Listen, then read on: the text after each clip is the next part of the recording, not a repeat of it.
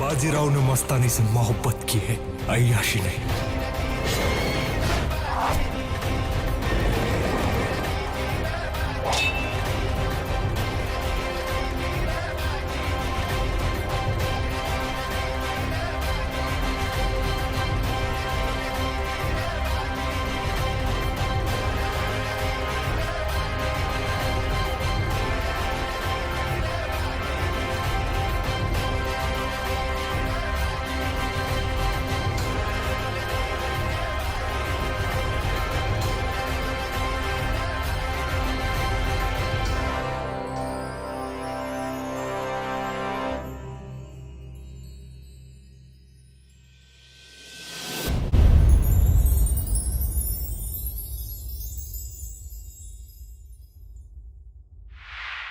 So I'm absolutely in awe by the gentleman I'm joined by today, Mr. Sanjay Leela Bhansali. A warm welcome to you and congratulations on a wonderful BAFTA campaign here in London. Yes, thank you so much.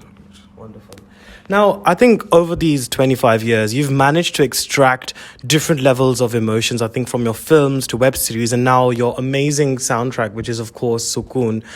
So how would you say your album in particular sort of reflect your growth and as a storyteller and life experiences as well? How does that all come together for your album? No, the album is not to show my growth or my growth as an artist or as a human being. It's just a moment of saying I want to sing a song. I like to sing, make music. I can't live without music. So when I'm not making a film, then I'm not making music because I make music only for my films. So here was the chance during the lockdown when I sat down and said, because Gangubai was already halfway in production and we were stuck for 8 months. So I was very, very saddened by it. I was very frustrated by it. We had shot some half scene on the other side of the lockdown. We had a lot to shoot on the other side. So there were so many thoughts of what is happening to the world and what's happening to all of us and where are we all heading to. So to drown all that away, I started composing these songs and I called my lyricist and I said, give me some nice ghazals, give me some nice geets. So he says, ghazals. I said, he said, who listens to ghazals and geets anymore? I said, that's what we think. The audience is very clear. They want good music. They want to, it doesn't matter as long as it's something original, something which is heartfelt, something which is done without the idea of only bringing in the box office. So it's pure music. So I said, okay, fine. I sat down to calm my mind down, be in a continuous state of doing something creative and emerge Sukoon. And I found some peace, I found some tranquility in it. Sukoon, peace you can't find in today's time. We hope to find, so I tried to find. But it's a piece that I've loved. I've worked for 2 years on it relentlessly. It's an album that I have heard every day of the 2 years after it's being recorded to see if I can correct it, if I can better it, if I can. So every day I would hear every song. So it's a lot of hard work. I've given it all because I just love this album and I hope the world loves it as much. Oh, I heard a few tracks actually, and I'm in love with Karar already. I think it was one of my favorite songs. I mean, Shreya herself is a legend, and I think she needs no introduction. And I think it's wonderful how you've arranged the singers that you have for the album. But I think whether it's in Sukoon or any of your films in particular, I think spirituality plays a very, very major role, actually. I mean, as a Gujarati, like I think मैं तमने BAFTA ना workshop पे कीधु तो कि how proud I am to see, the way you celebrate our Gujarati culture in mainstream cinema, and especially with the whole Mataji sequence that Alia gets in Dholi Right was amazing. So I guess how have your cultural roots and divinity helped you, I guess, in dealing with tumultuous times, and how does that help you to also channelize that through your craft? My work is primarily very search for God. I make my films, I'm in my own world. I don't know what is happening outside sometimes. I don't react to what people say, think about me or my earlier films. Yes, I'm aware of what's happening in the world, but most of the time I live in my own world because I feel the only way for me to find some excellence or spirituality is to make the films from deep down, which is your pure self, which is not the corrupt self, which is not a self that designs as to what will the budget be, where will I recover the money from, what will my box office be, how popular will I get. None of those trappings matter to me. I feel I take very unusual subjects. Through those unusual subjects, I find those characters who are like Michelle or like Guzarish Ethan or like Gangubai, who themselves are asking questions, so many questions to God. And through them, I'm having my conversation with that power called God. We have never seen him, but we experience some kind of, some power up there, that's for sure. So that search is to say, because of that, I'm committed. I will never compromise with anything. I will always be committed to what I'm doing. I'm always focused on what I'm doing. And then I think it has reached people.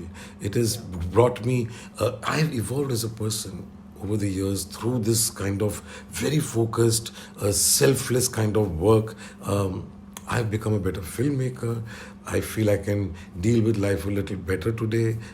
Then you do an album, and any person who expresses himself is always more lighter, because you're either making a film or writing a book or singing a song. So there is so much pent-up emotions through different characters that you are living, and you express them, and you become lighter as a person. You're more freer to pray, you're more freer to focus, and you're more accessible and beautiful. Your work becomes more accessible and beautiful. That's what matters. And I think for me, whenever I watch your films, I mean, of course, there's so many themes, which I will touch upon slightly later if we get time, but symbolism, I think, is such a major trope in your cinema. I mean, I remember in Gaate Te Pehle Akele, which is one of my favorite songs of Khamoshi, when I'm sad, I always listen to that song, but it makes me even more sad because of what happens to the kids afterwards, and what happens to Helen G afterwards. But she's holding that white piano cloth, and it's really flowing there. And then obviously in Padmavati, during the Johar sequence, which again for me is your most powerful conclusion yet, and I've literally dedicated a whole article to that. She's holding the permission, the handprints as well, and again that's also symbolized. I mean, of course, the Diya in Devdas has always been there as well. So as a filmmaker, how are you able to identify which object will make the most powerful tool in storytelling? I don't even think of it when I'm making it. I just am sitting over there and saying, Parvati has a diya in her hand. Okay, what if we do a song where she holds and says, I hold it to you, the wind, the god of wind, and can you blow it off? Let me see. Or I walk through the rain with it, and will it just extinguish? No. So I don't think of it as a symbol, or I plan it like I've designed it with a certain thought. I put the subtext before, because then the spontaneity is gone.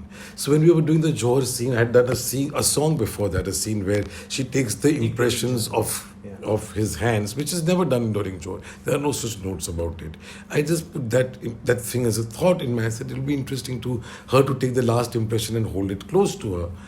And then when we were doing the Johar scene, I said, get me that cloth. I need to put it in her hand. So that her love for her husband, her love for Ratan Sen goes with her. There is a certain permission that also, as you rightly put the right word. But there is no thought before when I'm planning it that I'm going to do it. It's just spontaneously I'll say, get that cloth, or do this over there, or do that over there. These elements, and finally when I look back after 1 year of the making of the film is when I realized that somebody's written about it, like you would have noticed about it, or somebody's noticed about it. And then they write about it. But I just flow with that moment. I'm more spontaneous. I'm less theoretical. I'm less analytical. I just do it. Right. Sometimes it works, and sometimes it doesn't work. Right. And I think, needless to say as well, I mean, your movies are often quite colourful and opulent. I think that just goes, it's literally just a Bhansali genre. It's interesting because I was watching your interview with Simi Garewal, I think just after Devdas, and, you had mentioned to her that, Raj Kapoor was a very major point, and she was like, no, it's a Bhansali sort of film to you. I think that's what she said, and it was wonderful. But I think, to what extent do you feel like, again, that sort of opulence and that colour, do you kind of feel that in a way helps to compensate, for people as well, to kind of mask the darkness that one may have faced? Because I think everyone in our life has gone through a great deal of trauma. So do you think that's almost like a juxtaposition? I take a dark story like Devdas, which is very intense, of a man who dies consuming alcohol outside the doorstep of his beloved. Now, to make a very dark story, make it more attractive, Gangubai, if I have to make it attractive, it's very real, but there is always magic realism that I'm pursuing. I'm always trying to find those elements elements of magic that entice the audience, and I still tell them a very intense Sharat Chandra story through it, or the character of Bajirao or Padmaavat through it, or Michelle in Black and Guzarish.